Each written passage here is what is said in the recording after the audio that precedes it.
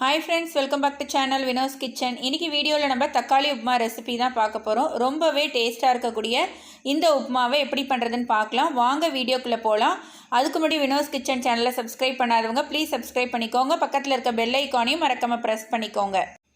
ஒரு கப் அளவு உப்புமா ரவா எடுத்துர்க்கேன் இத வந்து 2 ல இருந்து 3 நிமிஷம் நம்ம எண்ணெய் நெய் எதுமே சேக்காம அப்படியே வறுத்து எடுத்துக்கலாம் மீடியம் ஃப்ளேம்ல வச்சு ஒரு 2 ல இருந்து 3 நிமிஷம் நம்ம வறுத்துக்கலாம் 3 நிமிஷம் நல்லா வறுத்தாச்சு இத வேற ஒரு பிளேட்டுக்கு மாத்தி எடுத்து வச்சுக்கலாம் அதே கடாயிலே 3 டேபிள் ஸ்பூன் அளவு ஆயில் சேர்த்துக்கோங்க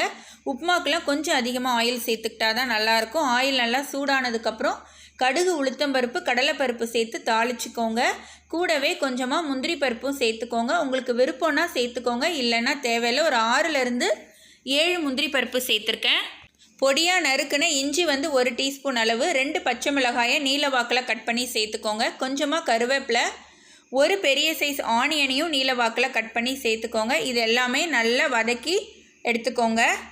ஒரு 2 ல இருந்து 3 நிமிஷம் வரைக்கும் நல்லா வதக்கி எடுத்துக்கோங்க இந்த மாதிரி வெங்காயம் நல்லா வதங்கி வந்ததுக்கு அப்புறம் கேரட் பீன்ஸ் வந்து பொடியா நறுக்கி 1/4 கப் அளவு எடுத்து வச்சிருக்கேன் அதை இதோட சேர்த்துக்கிறேன் இத வந்து ஒரு 3 ல இருந்து 4 நிமிஷம் வதக்கி எடுத்துக்கோங்க மீடியமான ஃப்ளேம்ல வச்சு நல்லா கேரட் பீன்ஸ் எல்லாமே வதங்கிடுச்சு இதோட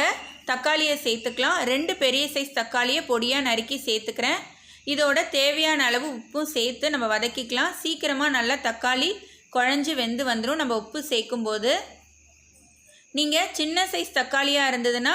3 தக்காளி சேர்த்துக்கோங்க பெரிய சைஸா இருந்தா 2 சேர்த்துக்கிட்டீங்கன்னா போதும் தக்காளி தான் இதில் வந்து மெயினான இன்கிரிடியன்ட் ரொம்ப நல்ல டேஸ்ட் கொடுக்கும் இந்த உப்புமாக்கு தக்காளி வந்து நல்லா குழஞ்சி வெந்து வந்துருச்சு இதோட 1/4 டீஸ்பூன் அளவு மஞ்சள் தூளும் சேர்த்து நான் வதக்கிக்கிறேன் இப்போ இதுக்கு தேவையான அளவு தண்ணி சேர்த்துக்கலாம் 1 கப் அளவு ரவாக்கு 3 கப் அளவு தண்ணி சேர்க்கணுங்க நான் இப்போ 3 கப் அளவு தண்ணி சேர்க்குறேன் மூடி போட்டு மூடி இதை நல்லா கொதிக்க விட்டுடலாம்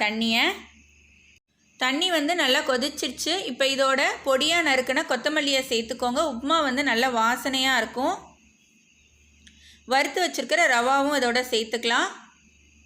ரவா சேர்த்து நல்லா கலந்து விடுங்க நல்லா கலந்து விட்டுட்டு திரும்ப மூடி போட்டு மூடி நம்ம 3 நிமிஷம் வேக வச்சா போதும் பாருங்க நல்லா தண்ணி இழுத்துருச்சு கொதிச்சு வருது இப்போ மூடி போட்டு மூடி ஒரு 3 நிமிஷம் வேக வச்சு எடுத்துக்கலாம் 3 நிமிஷத்துக்கு அப்புறம் பாருங்க நல்லா ரவா வந்து வெந்து வந்துருச்சு 1 டீஸ்பூன் அளவு நெய் சேர்த்து மிக்ஸ் பண்ணி விடுங்க 1 நிமிஷம் நீங்க இந்த மாதிரி கலந்து விட்டீங்கன்னா போதும் பாருங்க நம்மளோட டேஸ்டான தக்காளி உப்புமா ரெடி ஆயிடுச்சு தேங்காய் சட்னி இல்லை சாம்பார் இதோட சேர்த்து சாப்பிடும்போது ரொம்பவே டேஸ்ட்டாக இருக்கும் கண்டிப்பாக இந்த தக்காளி உப்புமா ரெசிபியை நீங்களும் வீட்டில் ட்ரை பண்ணுங்கள் உங்களுக்கு இந்த ரெசிபி பிடிச்சிருந்ததுன்னா லைக் பண்ணுங்கள் ஷேர் பண்ணுங்கள் எப்படி இருந்துச்சுன்னு எனக்கு மறக்காமல் கமெண்ட் பண்ணுங்கள்